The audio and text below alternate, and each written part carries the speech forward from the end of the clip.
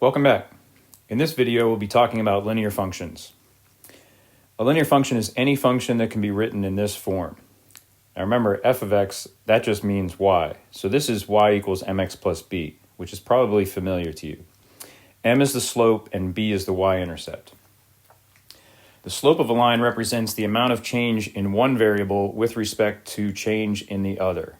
Slope is going to be a very important idea in calculus, and it really just comes back to this idea with linear functions. The slope represents the steepness of the line. If we have 2 points x1, y1, and x2, y2, we can calculate the slope by using the idea rise over run.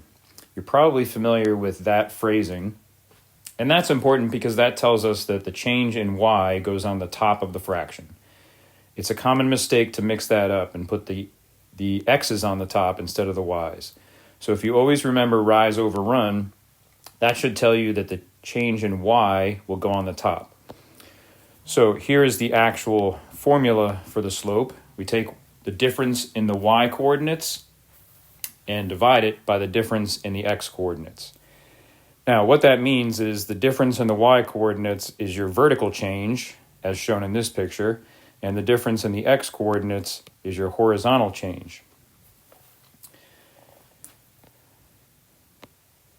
So if we calculate this example, we're given these 2 points, -3, 5, and 2, -8.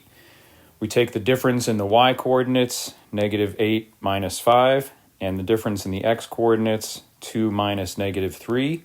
Notice that we always subtract in the same order on the top and the bottom.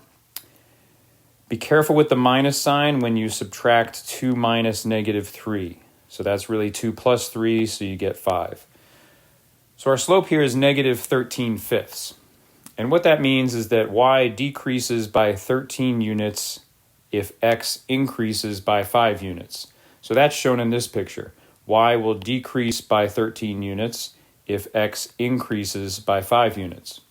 So we get from one point on the line to another point on the line.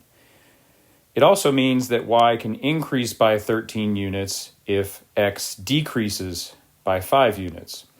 So if x decreases by 5 units, then y should increase by 13 units. So you can see the slope gives us a way to get from one point to another on the line.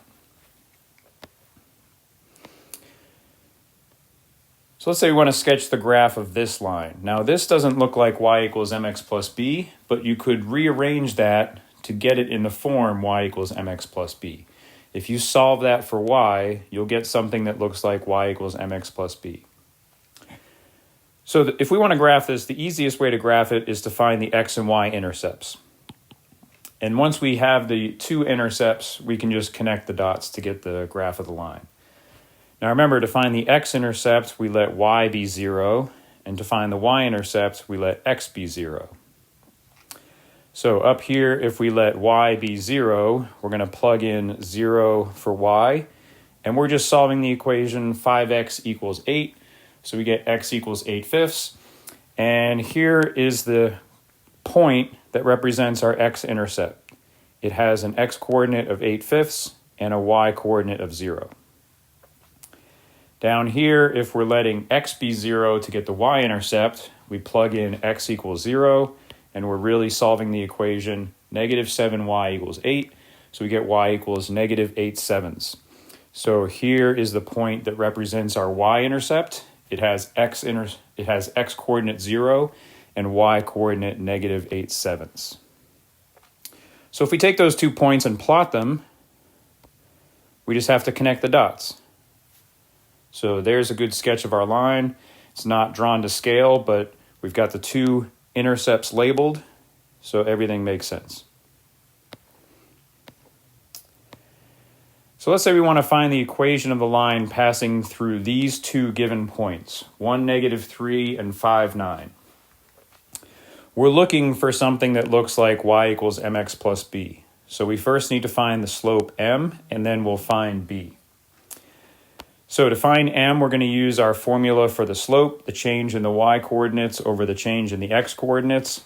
So we subtract 9 minus -3 and 5 minus 1, and we get m equals 3. So now we're looking at this. If we know we want y equals mx plus b and m equals 3, we have y equals 3x plus b. So now we just need to find b. Well, we're given 2 points that sit on this line. So we know that if we plug in one of those 2 points, we should get a true statement. That idea gives us a way to find b. So we can pick either one of the points, it doesn't matter which one you pick, and we can plug it in.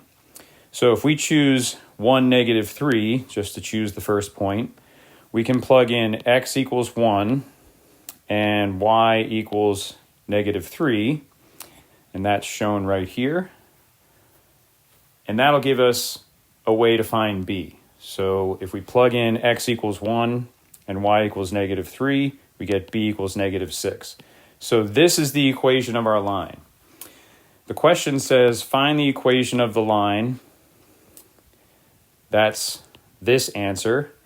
And sketch its graph. Well, since we're given 2 points that are on the line, we can just plot those 2 points and connect the dots. So if we plot the 2 points that we're given and connect the dots, we get that line. Notice that we've also got the y-intercept here, negative 6, because that's what b is. So here's an explanation of 2 special cases of lines, horizontal and vertical lines. A line with slope 0 is a horizontal line, so it essentially has no steepness. The slope of a vertical line is undefined. So you've either got a slope of 0 or an undefined slope. So let's think about a horizontal line. In this example, we've got this green horizontal line that goes through the y-axis at 4. You'll notice that all the points on that line have the same y-coordinate. They all have a y-coordinate of 4. So the equation, which doesn't look like our normal equation, the equation is just y equals 4. It just tells us what the y-coordinates are and essentially means that x can be whatever it wants. If we use that same reasoning for a vertical line, and we look at this green vertical line here going through the x-axis at 4, you'll notice that any point on that line has an x-coordinate of 4. So if all points on the line have the same x-coordinate, we just have to specify what that x-coordinate is. So the equation of that vertical line is x equals 4. That doesn't look like our y equals mx plus b form. So we get these 2 strange equations for horizontal and vertical lines. They're just telling us what one of the coordinates has to be.